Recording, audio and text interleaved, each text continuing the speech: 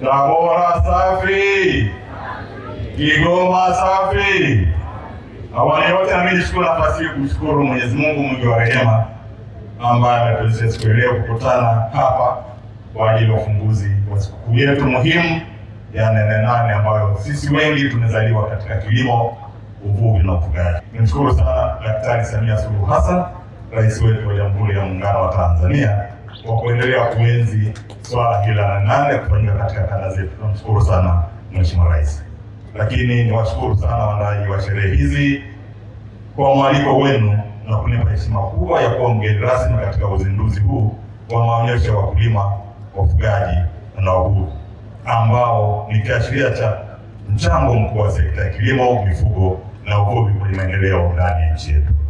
Ndugu wananchi, ndugu viongozi, natambua kwamba wengi wetu tuko hapa kwa lengo la kuona na kujifunza mbinu bora za uzalishaji wa mazao ya kilimo, mifugo na uvuvi, ili kupata maarifa yatakayotusaidia katika kupiga hatua kwenye mapinduzi ya kijani, na hivyo kuinua mapato na uchumi wa kaya zetu na taifa kwa ujumla. Nitoe pongezi kwa washiriki wote kutoka sekta za umma na sekta binafsi waliofanikiwa kuhudhuria maonyesho haya ambayo limejulishwa wao katika makundi yafuatayo. Ndugu wananchi, ndugu viongozi, maonyesho ya Nane Nane kwa mwaka 2026 yanaongozwa na kauli mbiu inayojieleza kama wenzangu walivyoitaja: tambua soko, ongeza tija, kutekeleza dira 2050. Kauli mbiu hii imejikita katika kuhamasisha wananchi kuzalisha kwa tija kulingana na mahitaji ya soko, ili kuongeza kipato cha mkulima mmoja mmoja, kaya na taifa kwa ujumla, kwa kuwa sekta ya kilimo, mifugo na uvuvi ndio nguzo kuu za uchumi na ajira kwa wananchi wetu nchini.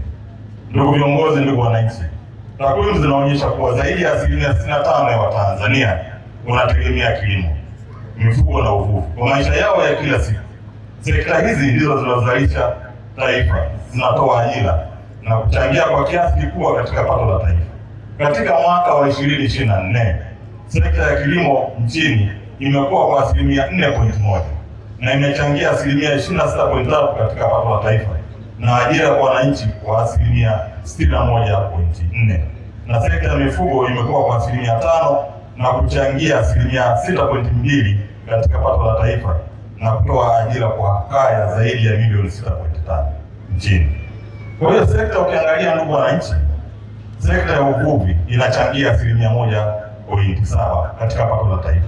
Wewe wa ujumla wake ukichukua pato la upande wa kilimo, upande wa uvuvi na upande wa ufugaji wa nyuki, utakuta kwamba sekta hizi zinachangia kati ya 25% mpaka 30% katika pato la taifa.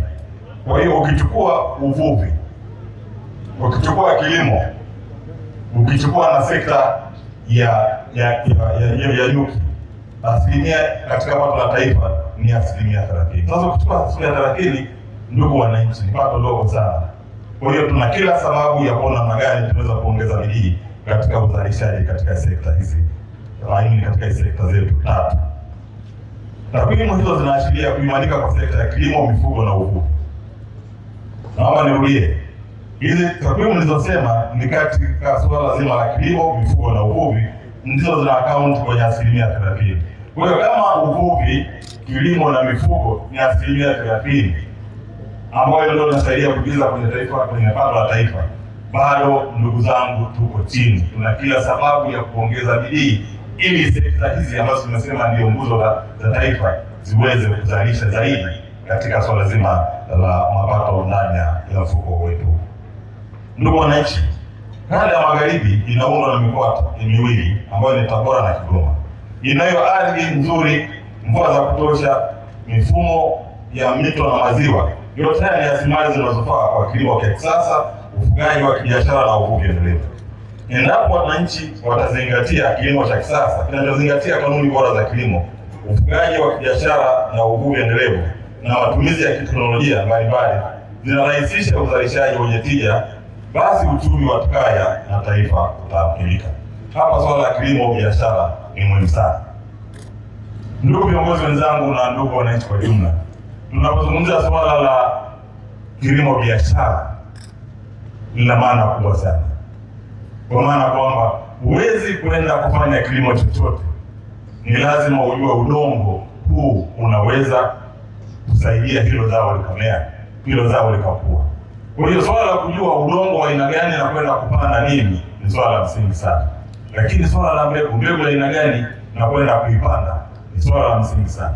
Nitapata wapi maji? Ni swala la msingi sana. Nitapata wapi soko? Ni swala la msingi sana. Kwa sababu kilimo ambacho ni kilimo biashara, ni lazima ufanye mahesabu, kwa maana kwamba mwisho wa siku ujue nikishalima kama ni tumbaku yangu nitaipeleka wapi.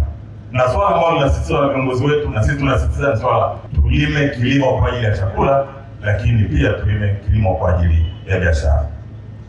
Ndugu wananchi, ndugu viongozi, ni wasihi kutumia uwepo wa maonyesho haya kwa faida na kama fursa adhimu ya kujifunza mbinu za teknolojia mbalimbali zilizo bora na endelevu za uzalishaji wa mazao ya kilimo, mifugo na uvuvi. Baadhi ya fursa zinazopatikana katika maonyesho haya ni pamoja na matizuru wamezitaja, nirudie kwa kifupi: teknolojia bora za kilimo, mifugo na uvuvi, zikiwemo teknolojia za umwagiliaji, kilimo na ufugaji wa kisasa kwa mifumo ya kidijitali, mitambo na vifaa vya kilimo, mifugo na uvuvi, teknolojia ya mbegu bora na mbolea, kilimo kwa kutumia kitalu nyumba, teknolojia ya usindikaji na uhifadhi wa mazao, chanjo za mifugo, upimaji wa magonjwa ya mifugo kwa njia ya maabara, ufugaji wa samaki, uchakataji wa nyama. Lakini na pili, fursa mbalimbali zikiwemo mafunzo na ushauri wa kitaalamu kupitia makongamano ya uwanjani. Na hili kama alivyosema Ras, ni swala la msingi sana. Ukienda maeneo popote ambapo kwenye hizi international trade fair, kwenye international trade fair zozote, lazima mafunzo ya darasani yanafanyika. Pamoja na kwamba watu wanapita kuona kilichopo, lakini lazima kuwe kuna vyumba vimeandaliwa maalum kwa ajili ya mafunzo.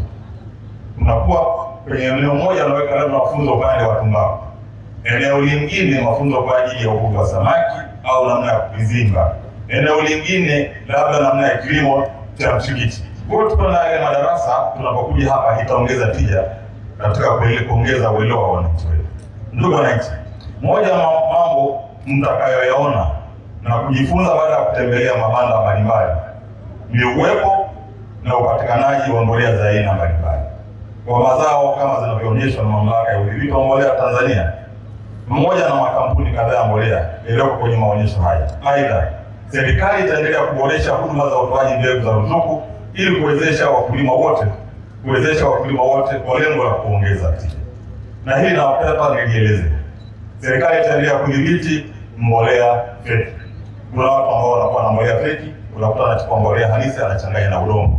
Kwa hiyo serikali bado itakuwa very serious kwenye swala hilo, kuhakikisha wote wanahusika katika hilo, sheria inachukua mkondo vijana. Lakini pia wale wanaouza mbegu feki, ni lazima serikali tuna kila sababu ya kufuatilia, na taasisi zinazohusika lazima zichukue hatua, kwa sababu ukishamuuzia mkulima mbegu feki, ukishampelekea mkulima mbolea feki, maana yake mwisho wa siku hatapata mapato tarajia, utazidi kumwongezea umaskini. Ndugu wananchi na viongozi, niwaomba wakulima wa kanda magharibi kuendelea kuunga mkono na kushiriki mpango wa ruzuku kwa mbolea na mbegu, ikiwa ni pamoja na kujisajili ama kuhusisha taarifa za mkulima ili kuweza kuendeleza kunufaika na mpango huu. Nitoa wito kwa wafanyabiashara wote wa mbolea na mbegu kuzingatia bei elekezi ya mbolea na mbegu kulingana na maelekezo ya serikali na kujiepusha na vitendo vyovyote vinasababisha kuadimika au kupanda holela kwa bei za pembejeo hizi muhimu katika uzalishaji wa mazao.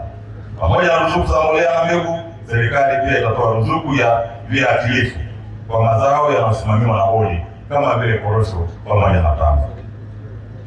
Ndugu wananchi na ndugu viongozi, nchi yetu kwa sasa imepiga hatua kubwa sana katika swala zima la upatikanaji wa mbegu bora za mazao. Hali hiyo imeongeza mwitikio wa wakulima katika kutumia mbegu hizo kila mwaka na kuongeza tija ya mavuno na kipato. Hivyo nichukue nafasi hii kuwasihi wakulima kutumia mbegu bora za mazao kwa manufaa yao binafsi, lakini kwa manufaa ya nchi.